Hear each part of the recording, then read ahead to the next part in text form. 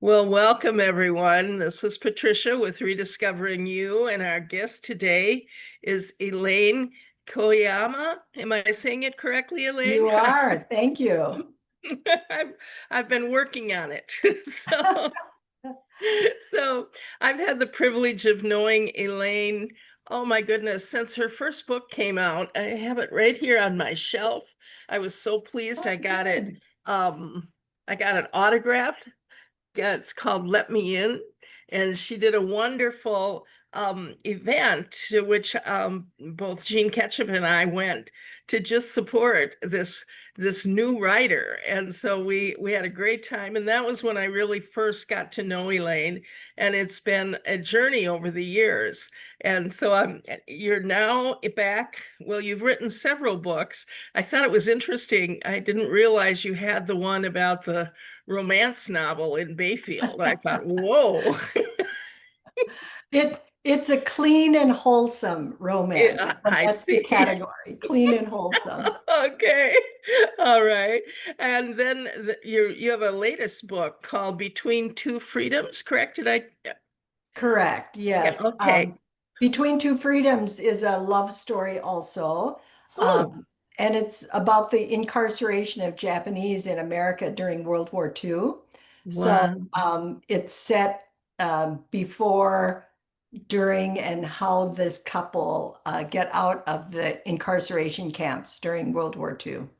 Well, and I understand from your presentation that I had the privilege to listen to the other day, the first part of it is actual verbiage from your mom's letters or her journal. Her diary, Her yeah. diary, yes. And then from there, you made it up based on family history and other historical kinds of things. Is that correct? Right. It really is historical fiction, but I did have my mother's diaries from the time she was about 13 until they went into the incarceration camps.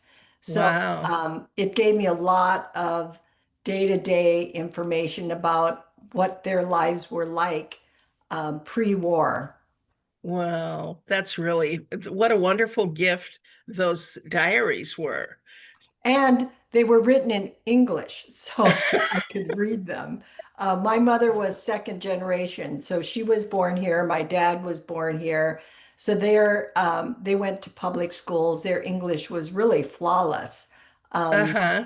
Whereas their parents were first generation immigrants. So they knew English, but not real well. And so and their written language, they were really much more comfortable in Japanese than in Romanized English. I see. What an interesting story. That is it was fun to listen to you talk about that process and what they experienced and then your journey in writing the book. So my my purpose here today is to really talk about rediscovering you and how that has happened in your life and my perception based on the books and following you through your skiing journeys and all the rest of that, that you've done a lot of rediscovering who you are as a woman. Right. Would that be a good statement? Yes, and when you and I first met, it was around 2019, I believe.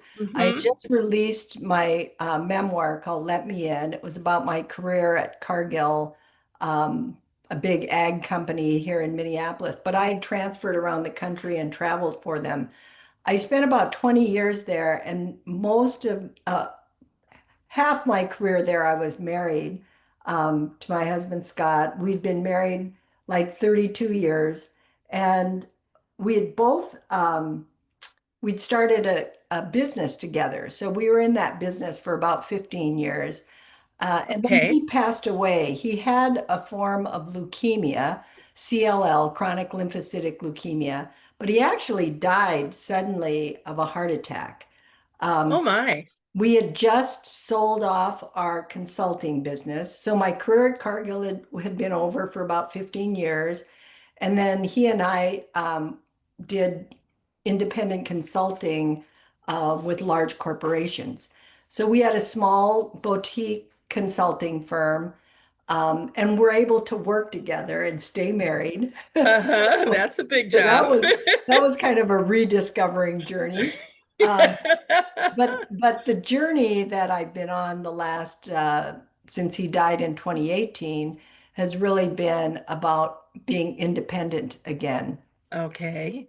I Okay. thought I thought we would have years together, and like so many people, you don't have years together. He died Right. suddenly, and but it was interesting. He had talked to a friend of ours about his goals, right? And his goals Hmm. really involved me, my goals. Really? One of them was to sell the business, which had been working on. I was Sure. I was like the general manager of the business. So I had been working on selling the business and had just gotten that done. We had worked on selling our home that we'd lived in for 30 plus years. And we'd just closed on a deal there. And then his other goal was for me to finish my third book, which was Between Two Freedoms. So Uh-huh. I got that done. Um, well, it took me a while, but I got that done, and so I checked off all of his to-do list. I see. I see. And what was on your to-do list? Yeah, you know that well, I was kind of immersed in my to-do list, which was to be a writer. And Okay. when he and I sold the consulting business, I told him I'm not going to stay with the company. I want to start writing. And so the result of that was the Let Me In book. Sure. And um and so I was kind of on that mission when he passed away. So I Hmm. had goals to finish the some Right. books and to become a writer. Hmm. Okay. Well, you have been about it. When as you went through that journey, what did you discover about yourself? Well, so you mentioned the skiing part. So Hmm. Scott and I had talked about hitting the road when we retired, Uh-huh. and he bought these condo points, and so I had the financial means. We weren't rich, but I've been able to be comfortable in Okay. retirement with our savings and with Social Security. I was collecting death benefits the first few years after he died. But he had this vision of traveling the Rocky Mountains in the West. So I kind of just thought, I'll continue his goals of retirement, which was just Sure. traveling around. I just added the skiing component. He wasn't quite into skiing like I am, so Okay. that component became embellished, and Uh-huh. I started a travel blog. And the first year, it really was a recovery journey. I Okay. we had this truck, a Ford F-150. So I had transportation.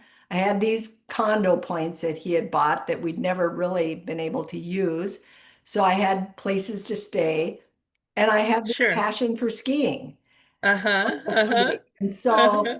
I combined all of that and spent 3 months driving the Rockies and skiing all over the place I and know. then blogging about it, writing Right. about I've been reading the blogs.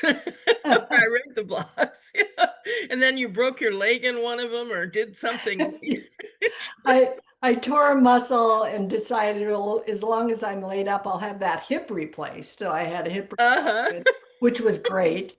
So Uh-huh. Uh-huh. yeah, it was really it was my healing journey. I had Wow. lots of time to reflect because I was Yes. driving thousands of miles, and Yes. so a lot of windshield time and a lot of listening to books, a lot of listening to podcasts, um, and a lot of time just being alone to kind of reflect on, how life throws you curveballs sometimes and Right. what Right. I really wanted to do. So Mm-hmm. I did that for 5 years, and Wow. The first year was a normal year, and then the second year was COVID. Ah, And then I took a little hiatus, and then I jumped back into it. So I have about 5 years of skiing and driving around. uh-huh. It was great. It was great. Yeah, I see that. So did that, as you were skiing and driving around, did you then develop a new set of friends that had an interest in skiing and were in different parts of the country? And all, because my perception or my memory, I guess it is that you had a group that you would meet up with periodically to go skiing. Right, right. So I had spent about 25 years here in Minnesota teaching skiing at Highland Hills Oh, ski sure. school. So Uh-huh. we have one of the largest ski schools in the Midwest because we're right in Minneapolis, Bloomington. Sure. And so I taught for many years, served on the central area instructor board, that kind of stuff. So I Sure. was pretty involved in skiing here, but to ski the Rockies is a whole different ball game. So I there believe are it. a group, yeah, like there are really mountains and that are more than 75 feet high or whatever it is. So there's a bunch of women that we all used to teach together. Um, and we get together every Uh-huh. year. So we've and we call ourselves the Ski Jorn Sisters. So I don't know. I see. I'm into coining terms because my ski trip blog Okay. is called Solo Ski Sojourn, and these women would join me. Uh-huh. We skied Taos, Sure. we skied Palisades in Lake Tahoe, Steamboat. Um, so we've traveled around. This year we're talking about Utah's Snow Basin. So we were able to get together, ski for several days, and then we all go to our separate little lives. But it's been a Uh-huh. wonderful way to stay connected to Minnesota and Uh-huh. to part of my life. Sure. But what happened on this solo ski sojourn is the first year I knew no one. I mean, I was just driving around. I hit a ski area, um, but then I started making friends, and I Uh-huh. learned that if you want to meet people, don't sit if when you go to lunch or dinner, don't sit at a table. Right. Sit at the bar because people at the bar are kind of open to talking. And so Oh. I've met so many people sitting at bars. And you don't have to drink, but maybe I did do a little drinking. Uh, I think one of them I did a Bloody Mary taste test around the mountain, I um, see. but it was a great way to meet people, and I really Fun have things. maintained friendships all over the skiing country because of it. So yeah, it was a great healing That's journey. wonderful. Yeah. Wonderful.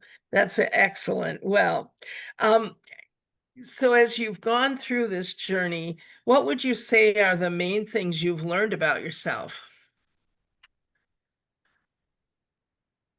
Well, I would say one of the things that surprises me is I feel like I'm the person I was when I was a kid. Oh, really? I was very active in high school. Um, I had many different groups, disparate groups that I would hang with. Um, I did lots of adventurous things that you back in those days, adventure was kind of limited, but I did lots of different things. And I find myself doing that now, that I have the Wow. freedom to try many things, to go different places. You know, when Scott died in 2018, he and I had done a lot of work consulting in Europe. And so Sure. one year, I think we went to Europe 3 times, and we always mixed business and pleasure. It was a great way to Sure. travel. After Hmm. he died, I didn't go out of the country until last year, Wow. 2024. And I forgot how intellectually stimulating it is to travel overseas. Hmm. Um, Yes. because most of my traveling had been driving in my truck, just skiing, right? Right. Right. So I feel like I'm ready to venture beyond. And Hmm. and as a kid, I was always I was always looking across the fence in the field, wondering what's on the other side. And I feel like that now that I've got so much exploring yet to do. Yeah, So I think that okay. surprised me a lot that I kind of reverted to an old self. And Uh, part of that's because when you're in the throes of raising kids and running a business and being in corporate America, you don't really have time for all that. I mean, no, you I don't. you're so immersed in the here and now. And now Sure. that my kids are growing up and they have their own kids, I have the luxury of time. Wow. Wow. That's really, what a gift. What a Yes, gift. yeah, for Yeah, sure. that you've gotten to that point in your life. I would encourage you to take a look at a group we belong to called the Freebird Club, which focuses on 55 plus, and I'll send you the link to them. But it's 55 plus, and they focus on having people in countries open their homes and Oh, provide, that personal connection and tips about what to see in that community and that kind of thing, so you're not just wandering around by yourself and you've got mhm. some connection to people. And it's a really interesting club, so I'll send you our link to them so you know about them. Do It's one of the things that I realized when Scott and I were doing so much work in Europe is that you know, being a tourist wasn't enough.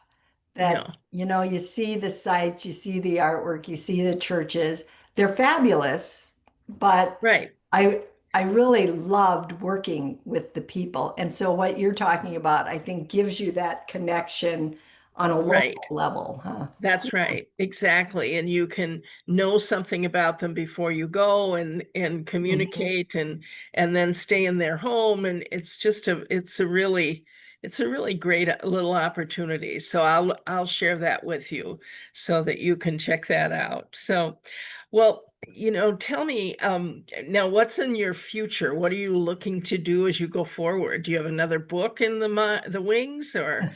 I have at least two, probably Okay. more. One, they're kind of sequels to Between Two Freedoms. One of them, through my blogging, I've had lots of people ask me about what it was like growing up in Montana during the 50s, 60s, 70s. So one of the directions I feel I can go in is writing about what happens to this couple Hmm. at the end of the book and and how they end up living in Montana. And the other one is Sure. the main character, Emmy, has a brother, Ben, who joins the 442nd, the all Japanese fighting infantry. He ended up Oh, going wow. to Italy and France and was wounded there. And you'll have to read the book to get the rest of the story. He had a very interesting life. I mean, it was just not, um, I mean, you couldn't make it up in a way, but Hmm. Hmm. nothing extraordinary, but just the path that he ended up taking was fascinating in my opinion. So I have Well, those two that I need to get off the mark and start. okay. Okay. Now, I also know in the past you had writers where you would bring women together to help them write. And I know that it was at a lake property or something, and you no longer have that, right? Right, That's right. that's gone. But are you looking to do any of those kinds of things going forward as well? Right. So I live in Santa Fe, New Mexico now. I moved there about 2.5 years ago. So all this behind me is going to be up for sale, and I'm going to move to Uh-huh. Mexico. I don't know anybody in Mexico, or didn't, and now I have a great circle of friends. But there's a community college there, and I'm going to be teaching a couple classes. One is called Making Memoirs Memorable, and the other is Marketing Your Book. So Oh, I'm going to do okay. those two in person this semester. And in the spring, I'm going to go hybrid. So the class will be videoed, people can log in and Sure. participate. It's adult education. So, so there's no heavy exams, no tests.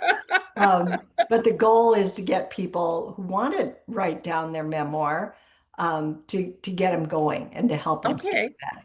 So I'm Well, doing that. perfect. And then part of that is using this retreat to write, which was my lake retreat, Hmm. and using the Santa Fe Community College campus as the location and doing a Okay. summer retreat, writing retreat. Oh, neat. So that'll be Neat. coming the summer of 26, probably. Because All I right. really feel, when you're together with people and you're writing, it doesn't matter what you're writing, but just being with other writers, it's very inspiring. Uh-huh. Um, and Okay. and uh, and people get charged up, and all those ideas start gelling. And so I'd like to recreate that kind of atmosphere.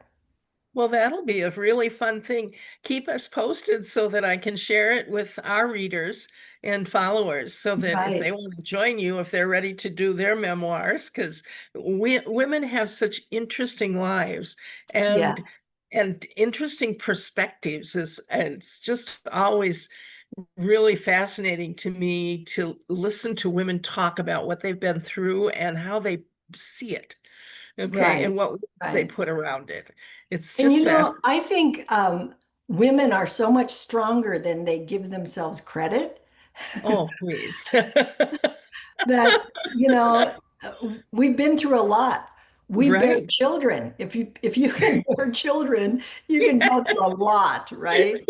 So yeah, I think those stories are really important, either to write down for yourself, write down for your kids or your grandkids, nieces and nephews, all that kind of stuff.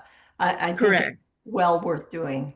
Oh, I definitely agree with you. So, well, Elaine, thank you so much for taking this time. I really appreciate it. Good luck on your journeys. Keep us posted.